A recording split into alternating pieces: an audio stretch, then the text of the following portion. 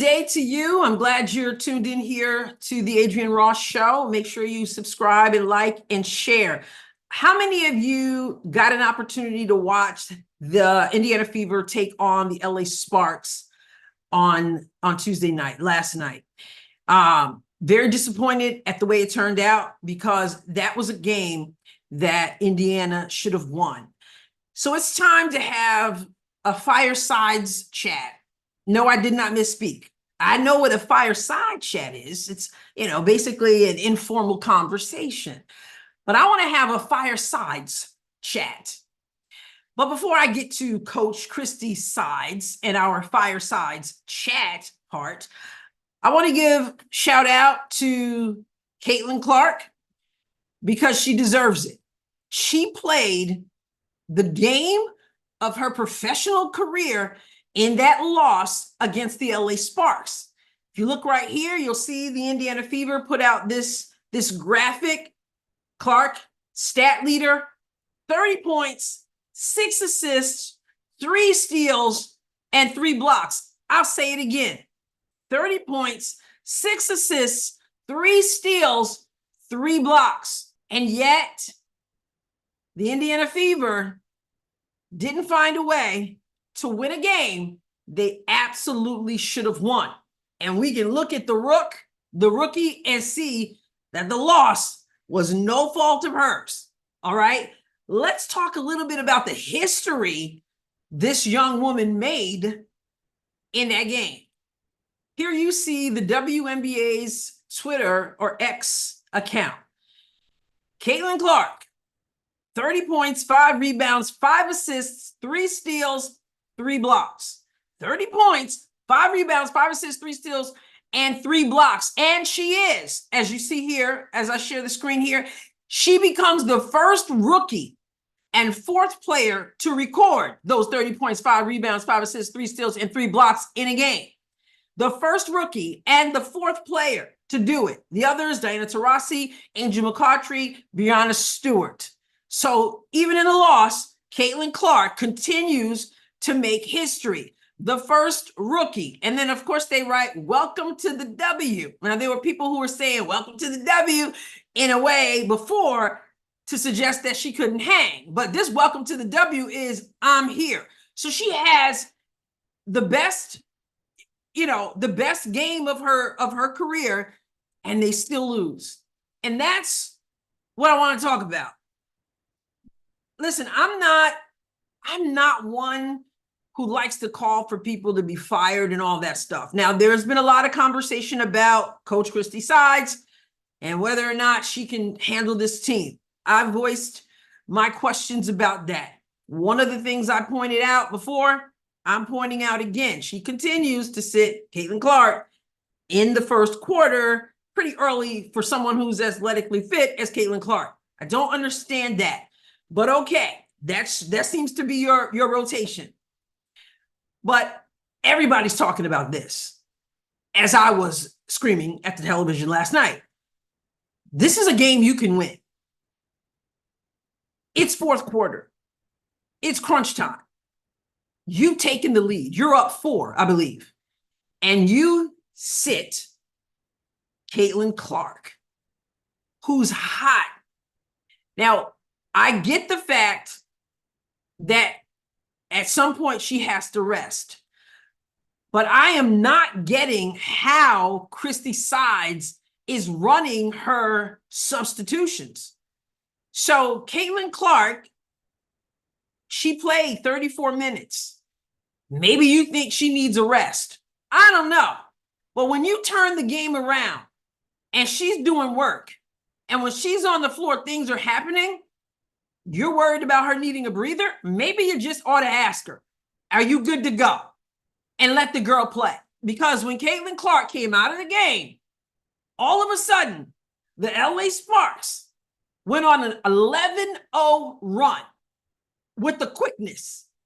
And she's still sitting there. Okay, so maybe you think she needs a breather. You put her out, you sit her, I don't know, 30 seconds, 45 seconds, 1 minute. You said, this isn't going right. Get the girl back in the game. I don't understand why she's on the bench. And you saw how things turned around with her not in the game. I also wonder about Kelsey Mitchell. Now, I have gently criticized Kelsey Mitchell because I feel that as much talent as she has, and she has talent, her game is undisciplined. And very often she's out of control. But she scored 15 points in this game against LA. And she was still playing wild at times and still ball hoggish at times. But I'm not suggesting that the girl sit. She was sitting down the stretch when I'm thinking, listen, have a conversation with Kelsey, tell her to play disciplined basketball, tell her to run it through Caitlin. That would be nice.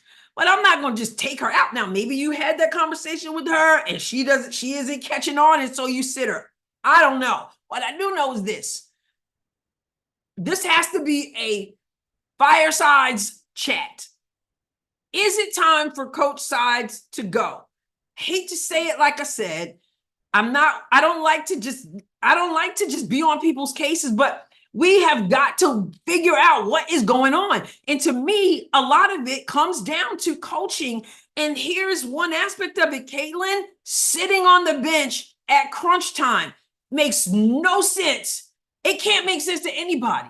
What is she doing? And so I'm trying to figure out, are they going to FireSides? I've heard some people say they think they'll wait till Olympic break. Some people say they'll let her ride out the year and see what happens next year when, unfortunately, they may have the #1 draft pick again. I tell you what, if I was number one in college, maybe Paige Beckers, I might be trying to miss some layups and some shots because I don't want to be #1 and go to Indiana Fever. If Coach Sides is there, I'm not sure she can handle it. She had the #1 in 23 with Aaliyah Boston. She had the #1 with Caitlin Clark. Will she get it again because of the way they turn out? I don't know, but is it time somebody, Lynn Dunn or whoever makes these decisions, makes the tough decision? I don't know. Aaliyah Boston, 17 points. Kelsey Mitchell had 15 points. And Caitlin, of course, phenomenal. We just went over her stats and she made more history. Unfortunately, she'd rather have the win. And let's go deeper into Coach Sides. She was asked about Caitlin Clark getting a technical after I guess it was the end of the first half, maybe the end of the first quarter. And she obviously had something to say. So let's take a look and a listen at what Coach Sides said. And last one for me, I'm just curious, Caitlin got that tech at the end of the first quarter. Did you get a reason as to why that was? Because it was kind of unclear from our perspective. Yeah, we've got to, we're spending too much time talking to the officials. We've got to leave that alone. Like, we've got to just play our game and let them do their job and not put it in their hands to make decisions that, that ultimately hurt us. I mean, we don't want, no, we shouldn't get technicals. Let me get the technicals. Let me go after the officials. Okay. So let's talk a little bit about what she said. Caitlin Clark obviously had something to say to the official. You can tell from that Coach Sides doesn't like what went down, and she feels that her team, in this case, talking about Caitlin, is talking too much to the officials. As a person who coached, okay, I get it. Let's just play the game. But what she said is interesting to me. Let me get the technical, she said. Is she getting technicals? Is she seeming to be fighting for her team? Does she seem to be pushing for her team's benefit? There was a play. I think this might have been when Caitlin Clark was fouled, and then the question was whether it was a flagrant foul. I might have the wrong play. I believe that was when it happened, and I'm like, challenge it. I'm saying to the television screen, challenge it. And the camera shows Caitlin, and Caitlin signals to her coach to challenge it. And then Sides does challenge it. And it was a good challenge. If I'm remembering this right. Here, yeah, it was. They made it a flagrant. But she had to signal. If the coach signaled for the challenge and I missed it, then I missed it. I didn't see anything. I didn't see her signal for a challenge until Caitlin told her to, basically.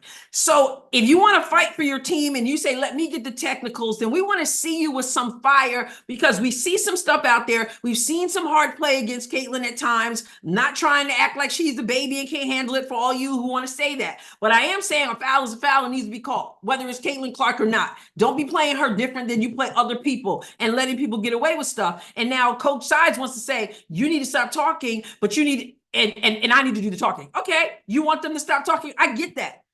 And then you say, it cost us. Really? This girl who went out and threw it down, it cost us. You stop talking, let me get the technical. Well, Coach Side, we'd like to see some fire from you. I'm just pointing this out in our FireSides chat. We'd like to see some fire from you. And so Coach Sides, if you are wondering where would be a good spot where you could have gotten the technical for your team, let's go back to the game against Seattle when Caitlin Clark's head was basically chopped off her body and there was no foul call and you didn't get the technical for standing up for your player.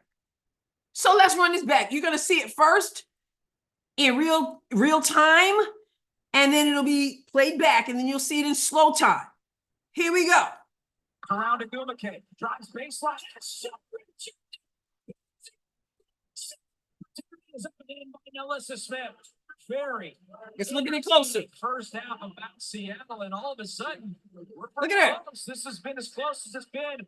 Her arm is all knocked her straight in the head. Look at that.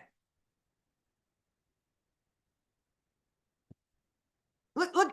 Do you see what I see? Do you see what I see? Backing up a little bit more for those in the back who don't get it. Here it is again. 4, 2. Look at that. Her whole arm is, and Caitlin's head is all cocked over to the side. This Coach Sides might be where you could have gotten a technical. And we would have been very glad that you did, because you have got to show yourself standing up for your players. So don't go to the post game and say that what Caitlin did or said or whatever cost you when you aren't doing your part. Yes, we will let you get the technical. Now go ahead. Now, in my 6 years of coaching girls high school varsity basketball, I got a technical one time. And I specifically remember I purposely got the technical. I purposely wanted to send a message.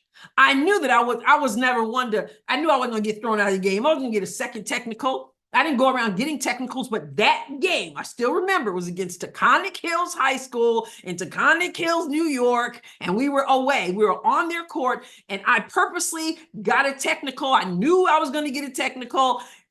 I don't go cussing out anybody or anything like that, but whatever I said, I knew that it was going to infuriate the official. But I purposely chose to get a technical because my team need to see me get fired up on their behalf. And they also need to see you get fired up because it has a way of firing them up when they see you coming to their defense. So, Christie Sides, if you're looking for an opportunity to get a technical, there are plenty of opportunities for that, because sometimes things like what happened to Seattle happen and you need to step up. So anyway, I don't know, but I would love to hear your comments. Are people being too difficult, or rather I should say too hard on Christie Sides? Are they giving, I mean, when we start talking about maybe we need to fire sides, maybe we need to do something now, what are your thoughts along those lines? I hate to sound ugly, hate to sound mean. That's not what I'm talking about. But there's a team that have, I'm going to say about 3 games at least that they could have won and they should have won. And this one should have been theirs. But you got your star player sitting on the bench at crunch time. I don't get it, but we got to turn this thing around unless you've decided, let's just wait till wait till next year. The fans aren't going to stand for it. Caitlin Clark doesn't deserve it, and this whole team doesn't deserve it. So anyway, what do you think? Let me know your thoughts. Make sure you hit subscribe, like, share, and all the good stuff. All right. God bless you abundantly.